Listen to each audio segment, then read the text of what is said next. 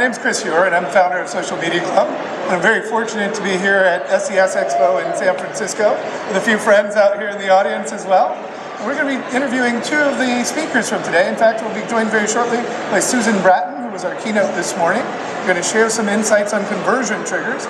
And then we'll be joined in a little bit by Kenshu CMO Aaron Goldman, who will be talking a little bit more about Facebook and what you can do to actually understand better engagement and conversion opportunities there more specifically. So what are we looking at here with social media and the rise? Obviously, it's become a very key component to the integrated marketing playbook. But SES is really more about the science these days, and social has been more about the art. I think it's very interesting and important to understand how these two factors are merging together. And we'll be talking a little bit more about that later on. But first, I'd actually like to invite Susan Bratton up to share a few thoughts about her keynote, and in fact, go a little bit deeper beyond that. Thank you for joining us, Susan. Chris, it's my pleasure. It's great to see you. Great to see you. Actually, for those of you out in the audience, I'm very fortunate. Susan is actually the person who brought me to the Valley about 12 years ago for an interview down with Excite. What great days those were, weren't they? They were. Those were the heady days. Before the dot bomb messed it all up. Yes, and let's avoid that this time. Yes. And in fact, one of the ways you can avoid that is by actually focusing on sales more so than marketing, which is actually one of the keys behind your site conversion triggers, right? Yes. How do we actually shift that conversation a little bit? Yes. And in fact, you present a lot of good free information there at Conversion Triggers. And more importantly, you do that in a format that I think is very interesting. Now, most people have a list of the top 5 things or the top 7 things, but you in fact have about 40 lists of all the different things that you have to bring together. And one of the things I see as a challenge oftentimes is that marketers will look for that magic bullet. But in fact, you're looking at several of them and understanding that the marketing machine isn't one lever, but many. So I was wondering if you could just start by talking a little bit about that, about conversiontriggers.com, and about how you approach using all of this best leading wisdom out there to get to your core goals. Sure. Thanks, Chris. So a couple things. Number one, on conversiontriggers.com, that's a simple little website that I set up that I give away all my cheat sheets and the tools, the books, the cheat sheets, excerpts, resources that I used over the last 2.5 years to learn about persuasion marketing. So I did this kind of catch-as-catch-can learning thing where anybody who told me, oh, go read this, go do this, try this, learn this, buy this, I did it in my quest to understand how to use persuasion marketing to increase the conversions on my website. And then when I put this speech together for SES, I said, okay, now if I were going to go back and do this in an organized way, how would I do it? What would I tell someone how could I light the path for someone else so that they could use persuasion marketing tactics to increase their conversion? And what I did when I put together the site was I looked at the stack of things that was taller than I was, and I narrowed it down to the short list of the best things that if you want to learn a little bit about copywriting, you want to learn a little bit about structured communications, you want to understand the fundamentals of neuromarketing, you want to understand what copywriting is and how you can do it quickly and easily, and you don't have to become an expert at it, but you can learn stuff fast and make instant changes to the work you're already doing to get better conversions. And that list that you see of 40 things, it's kind of in that top-down order where I recommend that you really start at the top and work your way through. And if you're enjoying it and you take to this idea of learning a little bit about copy and story and structured communication and you see it affecting your business positively, you can just keep going and going because it's a never-ending quest of learning. Of course, you can study it forever and become an expert. I'm not an expert. I'm an enthusiastic novice, I'm slightly ahead of maybe most people, but not very far. But I think sometimes just when you're on the path and you're really vitalized about something, the longer you go, it's almost like, I don't even remember what I know. I remember what I know, and I'm sharing it with people right now. It's like fresh in my mind, and I know what the best stuff is. So that's why when you get to Conversion Triggers, it not only has my video of my PowerPoint of my presentation, but it also has my favorite tools, the stuff I think will drive the most conversion in the shortest amount of time, that's the easiest to learn and apply. So that's why I built that website, to go along with my keynote. When I do a presentation, there's always more that I want to say than I can actually put in the presentation. And so I've started doing this the last couple of years, where if I do a presentation, I make a website that goes with it, so the audience has resources when they go home. So that's kind of the strategy behind it, and how come it's the way it is. So it's very interesting you use the word share these resources. Yeah. Because of course that's our motto, if you get it, share it, Yes. which you're doing quite well. Thank you. But how is the business in sharing all these key insights? Oh yeah. How does that actually work? So I'm really an online publisher of relationship advice for men, married men.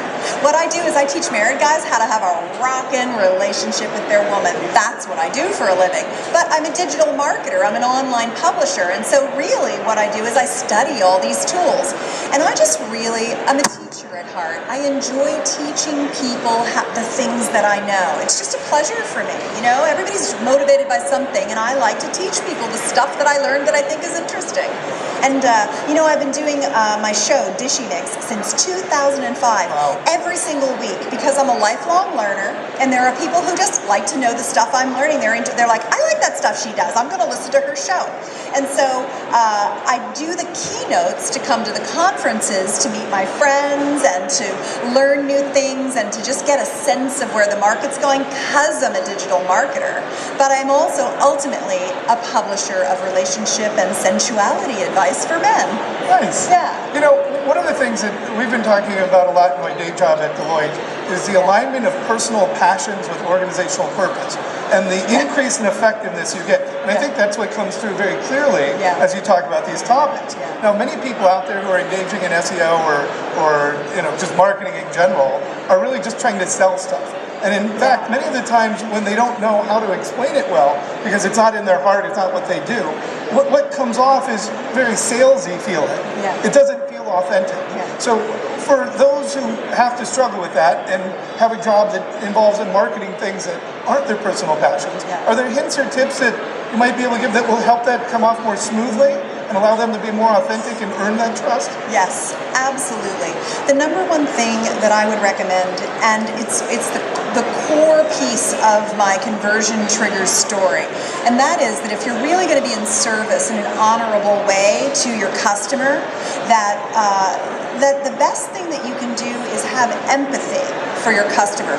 And when you get into their world, when you enter into the conversation that's happening in your prospect's mind, and you're really feeling them, then all of a sudden their problems become your problems. You start to care about supporting them. And it's through the empathy that allows you to be a good copywriter, a good storyteller, about being persuasive. It comes from the care and the empathy that you create by getting in their world, whether you're doing it through surveys or intimate interviews, or you're going to conferences, or whatever you're doing. It's empathy that can turn you from a shill to a person who's there to support a person's needs or a business's needs. As I was going through the material, the other thing that really hit me was that you were asking the right questions. So, and I think that we've talked previously about the power of questions, and of course it's one of Tony Robbins' big thing that he focuses on here. Yeah. So what are the key questions that people should be focusing on when they're thinking about conversion? Before even coming to the material and the stuff, what are the questions that drove you to find these materials? What is your problem? What is your goal? What do you want? What don't you have? What are you not getting enough of? What is it that's holding you back from getting where you want to go? Those are the things that you ask every customer. And then you say, can I help you? Can I move you further down the path with what I have? And how can I state it in a way that you say, right, okay, you understand my problem? One of the things that really hit me in the material as well was this favorite quote of yours, and I didn't write down the person's name, but you'll know it right away, I'm sure. That the key, and I think this is following on the empathy, which is where I bring it in now, is join in the conversation a person is having with themselves. Yeah. And so how does somebody go about doing that? I mean, it sounds true and simple, but if I don't understand that, how do I do that? Yes. So that is a quote from David Garfinkel. He is, to me, one of the best copywriters in the world, and I've learned so much because I taught myself through his online study course. It's called Fast, Effective Copy. And he templatizes everything, so you fill in the blanks, and you write headlines, you write email copy, you write blog posts, you write presentations, you write all kinds of things. He gives you a structured process where you fill your information in. And where you get your information, which was your original question, is that you do a lot of, let's just say, for example, the case study that I used at SES, believe it or not, was for one of my flagship products, which is called Revive Her Drive. And it's for men in relationship where their love life isn't getting better and better. It's either flat or getting worse. And they don't like that, and their woman doesn't either. But it is the man's role to take the lead. And so if he has these tools, he can learn how to do that. And yet when you talk to a man about his sex life, he wants to believe that it's good, better than almost anyone else, but he could probably make it just a tiny little bit better, right? And so I learned that it's not about telling him how bad it is and how good it can be, because he doesn't want to hear that. What I learned was that he wants to believe that it's pretty darn good and he's just going to rock it out.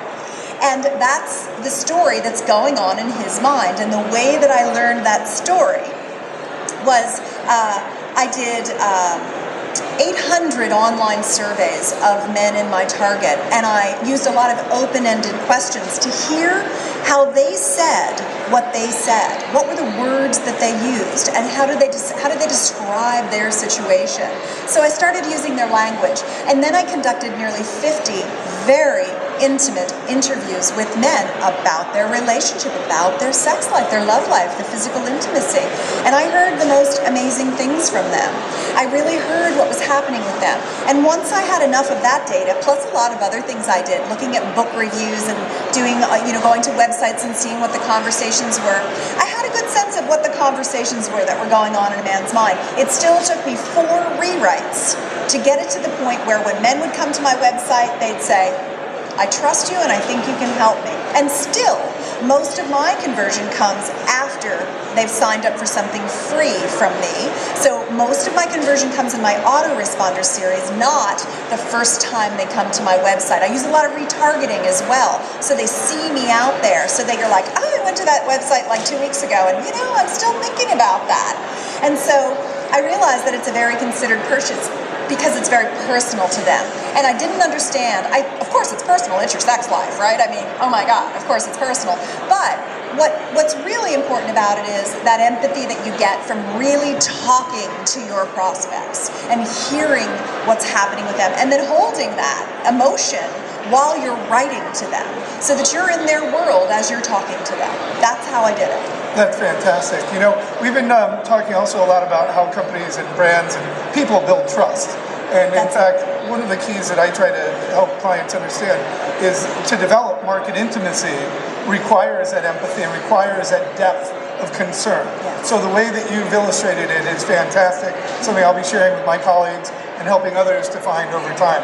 I think it's really wonderful work, and of course you can find out more about it at conversiontriggers.com, and also the other site in your case study. Yeah, Revive Her Drive. ReviveHerDrive.com. Yes, I like to empower men to bring pleasure to their women. That's a good and noble pursuit. I think so too. Thank you so much, Susan. Thank you.